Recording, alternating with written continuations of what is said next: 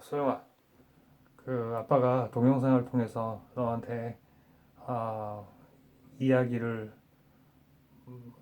지식이랄까? 이야기를 좀 전달해주고자 이 동영상을 찍고 있어. 그 심심할 때, 짧게 할 테니까 심심할 때 조금씩 보고 음, 너의 지식이나 사고 영역을 넓혀가는데 도움이 되었으면 하고 바래. 자, 우선 오늘은 처음이니까 지금 그 요새 코로나 바이러스 때문에 아, 사람들이 우리나라 전체가 난리지, 그치? 옛날에 그 14세기 때도 이태리의 피렌체에서 그 당시에 유럽에서 흑사병이라고 불리던 페스트가 어, 만연을 해서 그 유행병 때문에 전염병이지 그 병 때문에 유럽 인구의 한 3분의 1 정도가 죽을 만큼 흑사병이 해서 그때 당시에 상황을 객관적인 기록보다는 오히려 데카메론이라는 소설이라고 할까? 그 이야기책에 보면 그때 당시의 상황이 묘사되어 있어요. 그래서 그 데카메론은 보카치오라는 이태리 작가가 1350년경에 쓴 일종의 소설책인데 10명의 젊은이들이 그 당시에 부르주아계에 속하는 젊은이들이 흑사병을 피해서 그, 피에솔레라는 피렌체 근교의 작은 마을에 별장에 피신해 가지고 열흘 동안 실제는 2주 동안 있었는데 열흘 동안 심심하고 무료하니까 열흘 동안 하루에 한 사람이 한 가지씩 이야기를 하자. 그래서 10명이니까 10가지 이야기 하루에 나올 거 아니야. 그래서 열흘 동안에서 총 100개의 이야기를 서술한 그런 이야기책이 데카메론이라는 유명한 책인데 단테 신곡에서도 신곡과 비교해서 인곡이라고도 불리워지는 아주 유명한 고전 중에 하나이지. 근데 어, 데카메론처럼 아빠도 어차피 지금 코로나 바이러스 때문에 집에서 지금 칩거하고 있으니까 아, 물론 데카메론처럼 그렇게 외설적이고 그렇게 좋게 말하면 낭만적인 이야기는 인간의 욕망에 대한 이야기는 아니지만 너한테 좀 사고의 영역을 넓힐 수 있는 단편적 지식이라도 좀 줄 수 있는 그런 이야기들을 짧게 좀 해볼까 싶어서 아빠가 동영상을 지금 찍고 있는 거야. 그, 아, 우선 지금 코로나 바이러스 같은 경우에는 그 당시에 14세기의 페스트처럼 페스트로 해서 그렇게 많은 사람이 죽었는데 그때 당시에는 그게 바이러스에 의한 질병이란 걸 전염병인 걸 사람들은 몰랐지, 그치? 근데 무언지 모를 공포에 휩싸이면서 많은 사람이 죽었는데 질병 자체에 의한 죽음보다는 그걸로 인한 사람끼리의 반목이나 불화 또는 차별 이런 거 때문에 더 많은 사람이 죽어갔는데 그것은 지금 우리 현재가 처해 있는 코로나 바이러스뿐만이 아니라 기후 문제라든지 빈부격차라든지 이러한 많은 사회적 문제 때문에 많은 사람들이 차별과 피해 또는 심지어는 죽음에까지도 이르게 되는 걸 보면 많은 생각을 하게 만들어요. 자, 오늘은 우선 그냥 음, 동서양의 많은 성인들과 많은 학자들, 유명한 사람들이 있지만 우선은 소크라테스로 시작을 할게. 아빠가 미국에서 공부해서 그런지 모르겠지만 공자님, 맹자님보다는 소크라테스가 조금 더 편하네. 소크라테스도 대해서도 아빠가 많이 아는 것은 아니지만 그냥 아빠가 알고 있는 그런 단편적인 지식이라도 전달을 해줄게. 우리가 알고 있는 세계 4대 성인 중에 무슨 뭐 석가모니, 뭐 예수, 그다음에 뭐 공자, 그다음에 소크라테스 뭐 이렇게 말하는데 석가모니는 석가모니나 공자는 기원전 한 6세기 한 5세기경의 사람들이고 예수는 그 기원전에 태어났지만 이제 어, 실제로는 기원전에 태어났겠지. 근데 이제 우리가 보통 말하는 기원전, 기원후라고 말하는 건 이제 예수의 출생을 전후하는 거기 때문에 그 예수의 생애는 이제 소위 말하는 AD 기원 후에도 이어진다고 보기 때문에 훨씬 더 공자나 석가모니보다는 후세의 사람이고 소크라테스는 아 470년경에 기원전 470년경에 태어났다고 하니까 뭐 기원전 뭐 5세기 때 사람이라고 봐야 되니까 예수보다도 훨씬 이전에 나왔던 사람이지. 소크라테스는 아테네 사람이에요. 그래서 부모님은 아버지는 조각가였고 엄마는 산파였대요. 그래서 아테네에서 태어나서 죽을 때까지 쭉 아테네에서 살았어요. 그 아테네 그러면 뭐 민주 정치의 뭐 시원으로 굉장히 유명한데 그 당시에 아테네의 민주 정치라는 거는 뭐 인구가 한 40만 명 정도 됐는데 실제로는 뭐 여자 빼고 노예 빼고 그러면 우리가 보통 말하는 정치에 참여할 수 있는 그런 남자 성인은 대략 한 10만 명 정도의 규모였다고 보는데 그 10만 명이 다 이제 말하자면 뭐 정치에 참여하는 직접 민주 정치를 하는 그런 형태의 조그만 도시 국가였는데 어, 사실 소크라테스는 평생 동안 책을 쓴 적도 없고 어, 그 사람의 뭐 사생활 그 사람의 일생에 대한 기록이 체계적으로 나와 있는 것이 사실은 없어요. 그리고 뭐 예수님도 그렇고 뭐 공자님도 그렇지만 그러한 성인들은 자신들이 직접 책을 쓴 게 하나도 없어요. 그러면 우리가 알고 있는 성경이나 또는 그 공자님의 말씀을 기록한 뭐 논어라든지 그런 것들은 전부 다 사실은 공자님이나 예수님의 제자들이 사후에 자기들의 스승의 생애나 말씀들을 기록해 놓은 거기 때문에 역시 소크라테스도 본인이 쓴 책이나 본인이 직접 한 말은 남아 있는 게 없고요.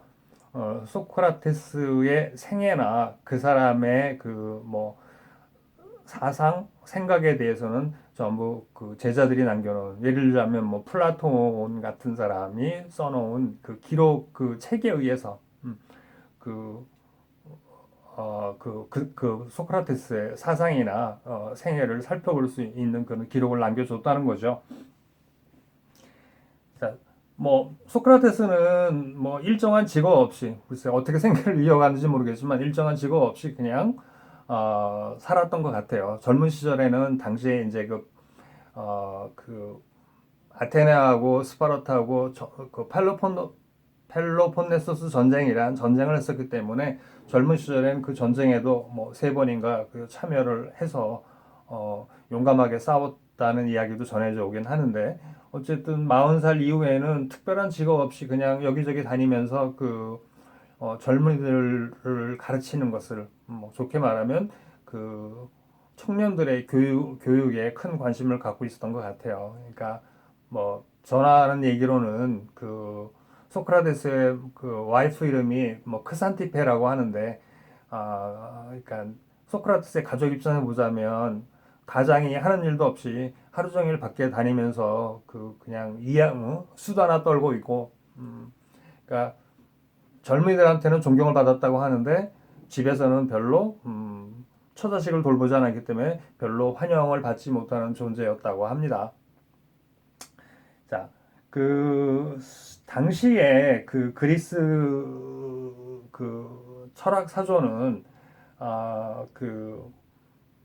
최초의 철학이라는 건 결국은 자연 철학, 바꿔 말하면 요즘 말하는 자연과학과 같은 거였기 때문에 그때 당시 철학자들의 주된 관심사는 도대체 이 세상 물질 세계는 무엇으로 이루어져 있을까 하는데 더 관심이 많았어요. 지금의 자연과학과 비슷한 거죠. 그래서 그런 그 사조는 결국 그 데모크리토스가 말한 그 세상은 음, 그 오직 그 원자라는 그 입자와 어, 공간만이 존재할 뿐이다라는 그런 유물론으로 귀결하게 되죠. 또 다른 하나의 사조는 그 당시에 너도 들어본 적이 있는지 모르겠지만 소피스트라고 이 소피스트들은 물질 세계보다는 사람들의 그 본성이나 또는 사회 제도 이런 것에 더 관심이 많았어요. 근데 이제 소크라테스는 그런 그 기계론적인 그런 자연과학적인 그런 자연 철학이나 또는 소피스트들의 그런 상대적이고 또는 회의적인 그런 소피스트의 생각에 동조하지 않았어요. 그래서 소크라테스는 주로 어떤 생각을 갖고 있었냐면 어, 그 사람이 살기 좋은 세상이 되려면 모든 사람들이 다 덕이 있어야 되는데 그 덕은 어떤 이성적인 판단에 기초해서만 생겨날 수 있다고 믿었어요. 당시 이것도 뭐 플라톤의 기록에 의한 거지만 그 델포이 신전에 의해서 소크라테스가 만인 중에 가장 현명한 자이다라는 그런 델피 신전이 신탁이 있었다고 합니다.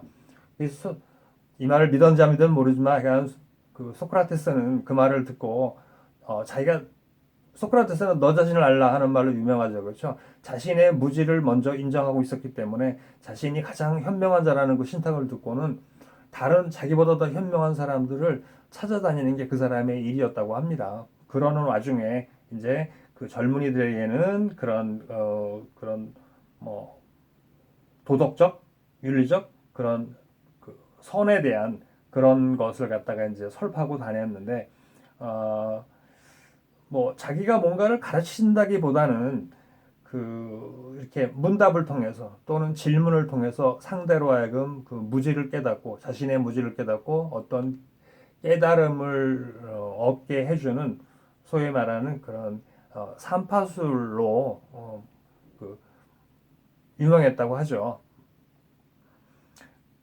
그런데 이제 그러한 그 소크라테스의 그런 뭐 사상이나 움직임이 그때 이제 사회적인 그런 배경이 있긴 하지만 그때는 아테네의 민주 정치가 상당히 막 좀 타락하고 아까도 말했지만 그때 당시엔 직접 민주 정치를 하긴 했지만 그 민주적인 그 직접 민주 정치가 과연 좋은 것이냐 아, 잘못하면 중우 정치라고도 말할 수 있는 잘못된 방향으로 국가가 갈 수도 있기 때문에 오히려 현명한 소수가 나라를 다스리는 것이 더 옳다라고 주장하는 사람들도 있었고 당시에 직접 겪었던 그런 펠로폰네소 전쟁, 스파르타 같은 강대국과 대항하기 위해서는 살아남기 위해서는 직접 민주 정치보다는 강력한 중앙 집권 체제의 그런 정부가 더 효율적이다라고 생각하는 사람들도 있었기 때문에 그 아, 그 그때 당시에 그 정치적 배경에서는 민주주의야 말하자면 귀족 정치, 뭐 소수 정치와의 그런 갈등이 있었다고 봐야 되는데 소크라테스가 젊은이들 사이에 그런 어, 민주 정치를 파괴하고 소수의 현명한 사람들에 의해서 뭐 예를 들면 정치를 하고자 한다는 나중에 이제 플라톤에 의해서 이런 정치 사상이 대표되는데 그러한 그 젊은이들을 오염시키고 있다는 그런 오해하고 국가의 신을 믿지 않는다 또 이런 오해를 받아서 재판에 넘겨지게 되죠. 마치 예수가 빌라도에게 재판을 받는 것처럼 결국 거기는 뭐 민주됐으니까 그 당시에 뭐 정확 구성은 모르겠지만 하여간 배심원들한테 재판에 넘겨져서 40표의 찬성표가 나왔다고 합니다. 그래서 그 배심원단의 결정이 소크라테스에게 사형을 언도합니다. 그러니까 뭐 이러한 그 사형받아 죽고 이러한 이제 것들이 그 플라톤의 뭐 그 향연이나 또는 뭐 파이론 같은 그런 저서에 보면 이걸 다 외울 필요는 없어요. 그렇지만 이제 이름은 알아두면 좋겠지. 그 파이돈에 보면 소크라테스의 최후 같은 것이 아주 이제 자세하게 그 묘사되어져 있어서 소크라테스의 죽음이 전해져 오고 있는 거죠. 소크라테스가 뭐 악법도 법이다 이런 말을 했다고 하는데 실제로 그랬는지는 모르겠고 어쨌든 소크라테스는 그 사형 선고를 받아들였다고 합니다. 그 이제 파이돈에 그런 얘기가 이제 묘사되어 있는데 그때 당시 소크라테스의 나이가 이제 70세였기 때문에 어차피 뭐 그때 당시 수명으로 볼 때는 뭐 살 날이 얼마 안 남았다고 생각을 했는지 어쨌든 죽음을 받아들였다고 하고 또 하나 그 소크라테스의 사상 중에 중요한 포인트 하나가 이 사람은 그 영혼의 불멸을 믿었다는 거죠. 그 나중에 이거는 플라톤의 그 이데아 사상으로도 이제 이어지는데 우리가 보통 보고 있는 이런 그 물질 세계, 사물 세계나 인간의 육체는 어, 껍데기 같은 현상에 실존하긴 하지만 그거는 껍데기에 불과한 거고 실질적인 우리의 선이나 그런 윤리 의식이나 또는 우리의 지식 같은 그런 것들은 그 어떤 눈에 보이지 않는 만질 수도 없는 개념으로 존재하는데 그것이 바로 우리 육체 안에 있는 영혼이다. 영혼과 육체는 분리되어질 수 있다라는 생각을 믿었고 또 하나 영혼은 육체는 소멸하지만 영혼은 영원히 죽지 않는다라는 그런 영혼 불멸을 믿었다고 합니다. 그러다 보니까 더 이제 그런 죽음을 태연히 받아들일 수 있는지도 모르죠. 그 유명한 얘기가 아, 소크라테스가 독배를 마시고 나서 이제 그뭐 청산가리처럼 순식간에 죽는 약이 아니었나 봐요. 그 파이돈의 묘사한 걸 보면 뭐 몇십 번 정도의 시간이 걸리는 걸로 알고 있는데 독배를 마시고 나서 이렇게 감옥 안을 몇 바퀴 친구들이 다 지켜보는 독배를 마셨대요. 감옥 안을 돌아다니다가 이제 그 다리에 힘이 떨어지니까 이렇게 누웠는데 어, 그 점점 이제 아래쪽부터 이렇게 그 마비되어 오는 독약이었나 봐요. 그러면서 그 친구인 크리톤에게 나는 누구야 아스클레피오스에게 닭 한 마리를 빚졌네. 그러니까 그거를 내 대신 좀 갚아주게. 그 말이 마지막 유언이었다고 합니다. 그 말을 남기고는 어, 크리톤이 다시 그거 외에 할 말이 없는가라고 물었는데 이미 이제 대답을 하지 않고 운명을 했다는 거죠. 그것이 그 이제 파이돈에 묘사되어져 있는데 그 소크라테스는 사실 본인이 남긴 저서도 없고 그 사람의 생애에 대해서도 뭐 일관적인 그 기술이 없고 플라톤에만 남겨져 있기 때문에 결국은 나중에는 소크라테스의 생각은 플라톤으로 이어졌다고 봐야죠. 그 이후에는 뭐 아리스토텔레스 우리가 알고 있는 이런 유명한 사람들로 이어졌다고 봐야죠. 소크라테스가 죽었을 때 70 또는 71살이었다고 하는데 그때 당시에 플라톤의 나이는 28살이었다고 합니다. 그래서 그 플라톤은 스승인 소크라테스를 굉장히 사랑했기 때문에 실제로 소크라테스가 죽기 전에 그때 당시에는 뭐 감옥이 좀 허술했던 모양이에요. 도망치라고 외국으로 탈출하라고 여러 번 권유를 했는데 소크라테스가 그냥 나는 사역을 받겠다라고 받아들이지 않았다는 거죠. 그래서 소크라테스의 죽음 때문에 그 플라톤은 그 아테네의 그 민주 정치라고 하는 것에 그 민주주의라고 하는 것에 깊은 회의를 느꼈고 나중에 그래서 그 사람이 쓴 그 국가론을 보면 그 철인 정치라는 개념이 그러니까 아주 극소수의 현자들이 거기서 말하는 철인이라는 건 철학자를 말하는 거예요. 그런 철인이 철학자가 다스리는 나라가 오히려 더 좋은 정치 제도일 수 있다라는 그러한 이제 사고방식을 갖게 되고, 뭐 나중에 지금 사실 칼 막스가 말한 공산주의 이론하고 다르긴 하지만 그 일종의 그 공산주의 같은 그런 모든 재산의 공동 소유, 심지어는 뭐 처나 자식들 가지도 그 철인계급에서는 공유하는 공동 소유로 하는 자기의 사유재산을 갖고 있지 않는 그런 일종의 공산주의적 사상의 시조라고도 일컬어지는 그 플라톤으로 이제 이어지게 되죠. 자, 이 얘기가 횡설수설했는데 우선 소크라테스 얘기는 여기까지만. 나중에 네가 필요하면 더 추가적으로 질문을 받는 것으로 하고요. 소크라테스의 얘기는 여기까지 마치겠습니다.